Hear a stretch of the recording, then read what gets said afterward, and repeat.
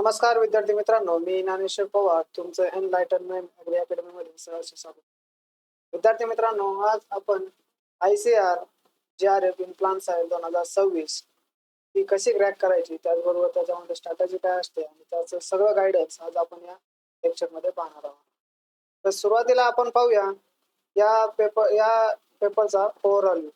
यामध्ये जे आहे all India entrance examination for admission post graduation, तर असं एक्झामिनेशन नाव आहे. त्याबरोबरचा पर्पज काय आहे, तर 25 सीट्स त्या स्टेट ॲग्रिकल्चर युनिव्हर्सिटी ICAR साठी रिझर्व्ह असतात. कारण ICAR हे स्टेट ॲग्रिकल्चर युनिव्हर्सिटीला फंडिंग प्रोव्हाइड करीत असते. त्याचबरोबर admission for 100% seats in deemed universities IRI, IVRI, NDRI, CIFE आणि त्याचबरोबर central agriculture university Rani Lakshmibai, doctor Rajendra Prasad and Manipur agriculture university. Conducting body कोणती आहे, तर ती नॅशनल टेस्टिंग एजन्सी जी ही परीक्षा कंडक्ट करते. त्याचबरोबर ही वर्षातनं एक वेळेस एक्झाम होते, बेसिकली जुलै किंवा जून या महिन्यामध्ये असते. त्यानंतर एलिजिबिलिटी क्रायटेरिया जर याचा बघितला तर एज्युकेशन क्वालिफिकेशन पाहिजे, BSc ॲग्रिकल्चर किंवा BSc ऑनर्स इन ॲग्रिकल्चर याच्यामध्ये तुमची डिग्री झालेली पाहिजे. त्याचबरोबर हॉर्टिकल्चरचे विद्यार्थी या एक्झामसाठी पात्र असतात. आणि ICAR अक्रेडिटेड कॉलेज युनिव्हर्सिटीज तुम्ही ॲडमिशन घेतलेलं पाहिजे UG मध्ये. त्याचबरोबर मिनिमम मार्क्स या एक्झामसाठी क्वालिफिकेशन जे आहे तुमच्या UG मध्ये कमीत कमी 60% किंवा 6.6चा CGPA किंवा OGPA असला पाहिजे. त्याचबरोबर SC आणि ST प्रवर्गासाठी थोडीशी सूट देण्यात आलेली आहे. त्यामध्ये 50% किंवा 5.6 हा OGPA किंवा CGPA तुमचा असला पाहिजे. लिमिट आहे 19 वर्ष पेक्षा कमी वय तुमचं असता कामा नये. डिग्रीच्या पहिल्या वर्षातही तुम्ही देऊ शकता आणि फायनल इयर पर्यंत कधी पण देऊ शकता. Nationality must be the Indians. त्यानंतर वॅकन्सीज आणि फेलोशिप बद्दल बोलणार आहोत. बेसिकली ही एक्झाम घेण्याचं कारण आहे की विद्यार्थ्यांमध्ये ज्या विद्यार्थ्यांना रिसर्चमध्ये जायचंय त्यांना यामध्ये त्यांचा इंटरेस्ट क्रिएट व्हावा आणि त्याचबरोबर त्यांच्या शिक्षणासाठी सरकार काही पैसे देत असतं त्याचं फेलोशिप. तर सीट मॅट्रिक जर पाहिलं तर 25% सीट्स या ऑल ओव्हर इंडियामध्ये घेतल्या जातात आणि भरल्या जातात. त्याचबरोबर ही स्कॉलरशिप जर बघितलं तर जे JRF साठी ज्युनियर रिसर्च फेलोशिपसाठी पात्र झालेले कॅन्डिडेट्स असतात त्यांना 12,640 रुपये पर मंथ आणि कंटिजेन्सी ग्रँट म्हणजे पुस्तकं किंवा इतर साहित्य घेण्याकरता तुम्हाला 6,000 रुपये भेटत असतात. त्याचबरोबर नॅशनल टेस्टिंग स्कॉलरशिप जे आहे NTS त्यामध्ये 5,000 रुपये पर मंथ. म्हणजे ज्या विद्यार्थी JRF साठी पात्र नाहीत, म्हणजे उदाहरणार्थ जर 100 जागा असतील तर त्यातल्या 20 जागा त्या JRFच्या असतात, बाकीच्या जागातून तुम्ही क्वालिफाय असतात, सीट साठी क्वालिफाय असतात ऍडमिशन घेण्याकरता, पण तुम्हाला तिथं 5,000 रुपये भेटते. म्हणजे 21 ते 100 मध्ये ज्या विद्यार्थ्यांची रँक आहे त्या विद्यार्थ्यांना 5,000 रुपये पर मंथ भेटतात. पण आणि त्याच्यासाठी महत्वाचा क्रायटेरिया तो म्हणजे तुम्ही तुमच्या राज्य सोडून दुसऱ्या राज्यामध्ये ऍडमिशन घेतलेलं असेल तरच तुम्ही यासाठी पात्र असतात. विद्यार्थी मित्रांनो, याचा एक्झाम पॅटर्न जर पाहिला तर कम्प्युटर बेस्ड टेस्ट आहे. त्याचबरोबर 2 घंट्याचा पेपर असतो आणि 120 प्रश्न यामध्ये विचारले जातात. मीडियम हे इंग्लिशमध्ये असतं.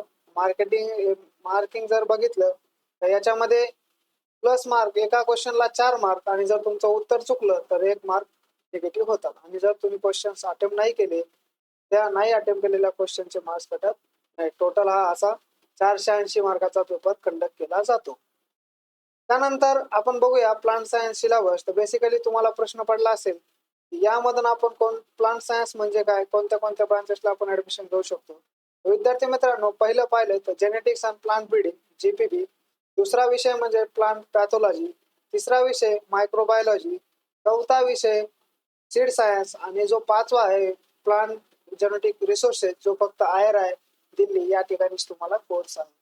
तर यामध्ये जे युनिट सिलेबस आहे तर त्यामध्ये जनरल ॲग्रिकल्चर विचारलं जाते, त्याचबरोबर सेल बायोलॉजी आणि जेनेटिक्स, त्यानंतर plant breeding, plant physiology, microbiology, plant pathology, seed technology, food and industries मधले काही क्वेश्चन्स यामध्ये विचारले जातात. तर विद्यार्थी मित्रांनो, जनरल ॲग्रिकल्चर मध्ये काय काय विचारलं जातं त्याबद्दल आपण थोडा ओव्हरऑल घेऊया. त्यामध्ये importance of agriculture in national economy, त्यामध्ये role of agriculture in national GDP, किंवा इतर ठिकाणाहून क्वेश्चन्स विचारले जातात.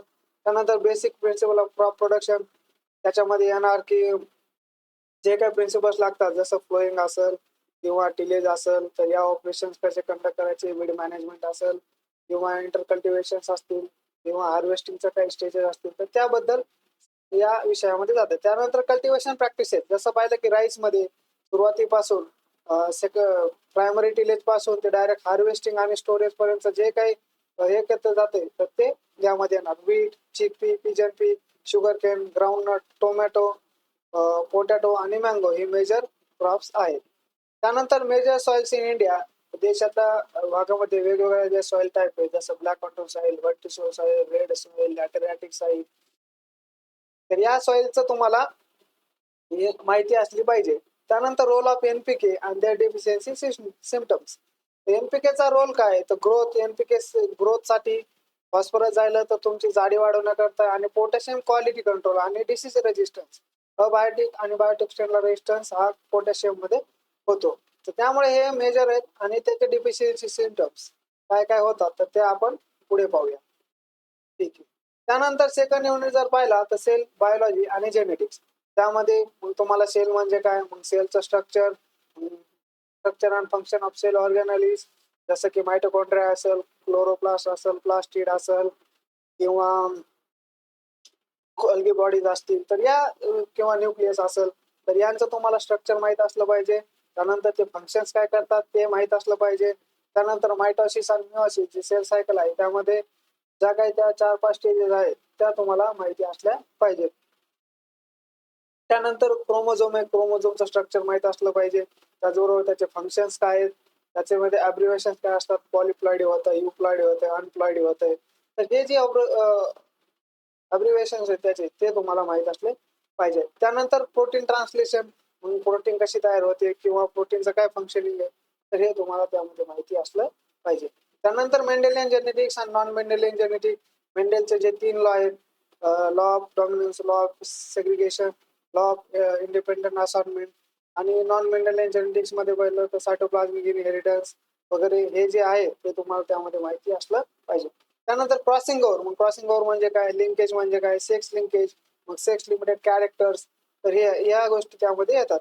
Physical and chemical basis of the heredity. त्यानंतर जीन म्हणजे काय, मग ओपेरॉन कन्सेप्ट जे आहे, कसे ते प्रोटीन्स क्रिएट करण्याकरता किंवा प्रोटीन प्रोड्यूस करण्याकरता कसं ते अडथळा निर्माण करते ओपेरॉन, तर हे तुम्हाला त्यामध्ये लॅक जीन असते ती कशी करते. त्यानंतर प्रोटीन बायोसिंथेसिस, ट्रान्सफॉर्मेशन आणि रिकॉम्बिनेशन तुम्हाला यामध्ये पाहायचं आहे. त्यानंतर आपण पाहणार आहोत unit third, plant breeding. Plant breeding मध्ये काय होणार की मग प्लांट ब्रीडिंगचे मध्ये heterosis, incompatibility, sterility, pollination, fertilisation in flowering plants, types of pollinations, कोणकोणते सेल्फ पॉलिनेटर आहेत, क्रॉस पॉलिनेटर आहेत. सेल्फ पॉलिनेटर म्हणजे एकाच फुलामध्ये मेल आणि फिमेल जर असतील तर त्याला सेल्फ म्हणतात, किंवा क्रॉस म्हणजे एका झाडावरती फक्त मेल आहे आणि दुसऱ्या झाडावरती फिमेल राहते, तर त्याला क्रॉस पॉलिनेशन म्हणतात. त्याच्यासाठी हनीबीचा उपयोग केला जातो किंवा जे काही इतर घटक आहेत, वेक्टर आहेत, त्याचा उपयोग केला जातो आणि क्रॉस पॉलिनेशन होतं. तर ती कोणती क्रॉप आहेत आपण डिटेलमध्ये पुढे पाहणार आहोत. ठीक आहे. त्यानंतर युनिट 4, प्लांट फिजिओलॉजी. फिजिओलॉजीमध्ये elementary knowledge of the photosynthesis. Photosynthesis मध्ये क्लोरोफिलचा रोल काय, लाईट रिॲक्शन म्हणजे काय, डार्क रिॲक्शन म्हणजे काय, रिस्पायरेशन कसं होतं, त्यामध्ये रिस्पायरेशन कसं ग्लुकोज युटिलाइज केलं जातंय, तर हे आपण पाहणार. मग ट्रान्सपिरेशन, मग ट्रान्सपिरेशनचा रोल काय, तर त्याच्या बॉडीमध्ये वॉटर मेंटेन ठेवणं किंवा तर या गोष्टी त्यामध्ये आहेत. मग structure and function of the carbohydrates. Structure काय, कार्बोहायड्रेट्सचा रोल काय, प्रोटीनचा रोल काय, न्यूक्लिक ऍसिड काय रोल करतंय, मग एन्झाईम्स आणि विटॅमिन्स काय रोल करतात, हे तुम्हाला त्यामध्ये पाहायचं आहे. त्यानंतर एलिमेंट्स ऑफ इकॉनॉमिक बॉटनी. बॉटनीच्या काही जे काही इकॉनॉमिक्स आहे ते तुम्हाला पाहायचं. मग पीएच असेल, पीएचचा प्लांटच्या ग्रोथ वरती किंवा प्रोडक्शन वरती काय इफेक्ट होतो ते पाहायचंय. मग बफर असेल किंवा विटॅमिन्स असतील, role of plant hormone in seed germination and seed dormancy, gibberellic acid असेल, एन्डॉलिक ऍसिड असेल, किंवा यांचं जर्मिनेशन साठी ते कसे ग्रोथ करतात ते आपल्याला या ठिकाणी पाहायचं आहे. त्यानंतर 5वा युनिट आहे ते म्हणजे मायक्रोबायोलॉजी. मायक्रोबायोलॉजी मध्ये कॅरेक्टरिस्टिक्स ऑफ द प्रोकॅरियोट, युकॅरियोटिक ऑर्गॅनिझम. प्रोकॅरियोट मध्ये कोण येतात, तर बॅक्टेरिया येतात. तर याबद्दल किंवा आम्ही बाबा असतो. सिंगल सिंगल सेल ऑर्गॅनिझम हे प्रोकॅरियोटिक असतात. मल्टी सेल ऑर्गॅनिझम हे युकॅरियोटिक असतात. मग डिफरन्स बिटवीन फंगाय, बॅक्टेरिया, मायकोप्लाझ्मा आणि व्हायरसेस याच्याबद्दल मग फंगायच्या मग क्लासिफिकेशन असेल, त्या कोणकोणत्या डिसीज काऊज करतात ते पाहणार आहोत. बॅक्टेरिया असेल, बॅक्टेरियाचं क्लासिफिकेशन असेल, बॅक्टेरिया म्हणजे काय, बॅक्टेरिया राहतात पुढं, त्याच्यापासून होणारे कोणकोणते डिसीजेस आहेत ते आपण पाहणार आहोत. त्यानंतर पाहणार आहोत मायकोप्लाझ्मा. मायकोप्लाझ्मा म्हणजे काय, व्हायरसेस कसे असतात किंवा ते सगळ्या गोष्टी याच्यामध्ये पाहणार आहोत. त्यानंतर नायट्रेट असिम्युलेशन, कसं अमोनिया जो वातावरणातला नायट्रोजन आहे तो कसा अमोनियामध्ये रूपांतरित होतो. अमोनियाचा राईट मध्ये होतो आणि नायट्रेट मध्ये होतो. नायट्रेटचं परत डिनायट्रेशन होऊन तो कसा परत एन्व्हायरमेंट मध्ये जातो, तर हे आपण यामध्ये पाहणार आहोत. तर बायोलॉजिकल फिक्सेशन, मग ते रायझोबियम असेल किंवा अझेटोबॅक्टर असेल, ते कशा पद्धतीनं बायोलॉजिकल नायट्रोजन फिक्सेशन करून प्लांटला नायट्रोजन अवेलेबल करून देतात, तर ते आपण या ठिकाणी पाहणार आहोत. Other uses of micro organism in agriculture, मग काही इंडस्ट्रीमध्ये उपयोग केला जातो. त्याचबरोबर ॲज अ बायो फर्टिलायझर म्हणून उपयोग केला जातो. काही एन्झाईम्स प्रोड्यूस करण्याकरता केला जातो. तर हे जे युजेस आहेत तर ते आपण इथे पाहणार आहोत. त्यानंतर 6वा युनिट आहे ते म्हणजे plant pathology, integrated disease management. मग डिसीज म्हणजे काय, पॅथोजन म्हणजे काय, पेस्ट म्हणजे काय, हे आपण सगळं पाहणार आहोत. मग डिसीज मॅनेजमेंट करताना कोणत्या कोणत्या गोष्टीची काळजी घेतली पाहिजे, कोणकोणते डिसीज, कल्चरल मेथड असेल, बायोलॉजिकल मेथड असेल, केमिकल मेथड असेल किंवा फिजिकल मेथड, मेकॅनिकल मेथड, हे आपण यामध्ये पाहणार आहोत. त्यानंतर पाहणार आहोत स्टरलायझेशन म्हणजे काय. तर स्टरलायझेशन म्हणजे काय, डिसइन्फेक्शन म्हणजे काय, पॉश्चरायझेशन म्हणजे काय, तर हे करणार आहोत. पॉश्चरायझेशन मध्ये असं असतं की टोटली आपण पूर्णपणे ऑर्गॅनिझम जे डेड आहेत ते डेड नाहीत करत, तर आपण त्याला इनऍक्टिव्हेट करतो. उदाहरणार्थ जर दूध उकळण्याकरता जर आपल्याला 100 डिग्री सेल्सिअस तापमान लागत असेल, पण काही जर बॅक्टेरिया 80 डिग्रीला जर मळत असतील, तर मग आपल्याला 100 तापवायची काही गरज नाहीये. मग 80 मध्ये जर मारलं तर दूध नासणार नाही. तर हे कोस्ट पॉस्युलेटनं काय केलं की बाबा जो पॅथोजन आहे तो आयसोलेट कसा करायचा, त्यानंतर तो ग्रोथ करून मग इनॉक्युलेशन करायचं आणि त्यानंतर रिआयसोलेशन, या 3 स्टेजेस त्यांना दिल्या होत्या.